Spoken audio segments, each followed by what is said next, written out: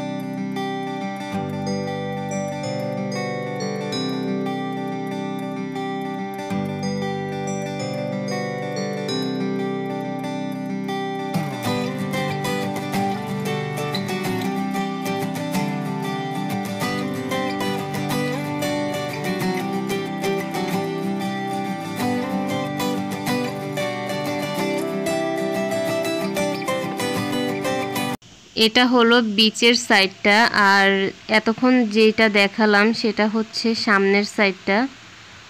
তো দেখতেই পেলেন বিচটা কতটা সুন্দর। আমার অনেক ভালো লেগেছে, যেটা বারবারই বললাম ফার্স্ট টাইম গিয়ে।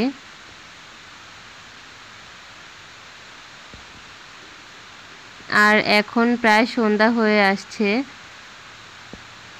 তো দেখতেই পাচ্ছেন কতটা সুন্দর। আর দেখতে দেখতে আমার ভিডিও শেষ পর্যায়ে চলে এসেছি। আজকের মতো এই পর্যন্তই। সবাই ভালো থাকবেন, যে যার স্থান থেকে আমার জন্য দোয়া করবেন যেন সুস্থভাবে আবার ঢাকায় ফিরে যেতে পারি। আর চেষ্টা করব আপনাদের সাথে কোথায় কোথায় যাই সব কিছুই শেয়ার করার জন্য। সবাই আমার জন্য দোয়া করবেন, আমার ফ্যামিলির জন্য দোয়া করবেন। আমিও আমার স্থান থেকে আপনাদের সবার জন্য দোয়া করি। তো এই তো চলে যাব, এখন চলে যাচ্ছি। আজকের মতো এই পর্যন্তই। সবাই ভালো থাকবেন। আল্লাহ হাফেজ।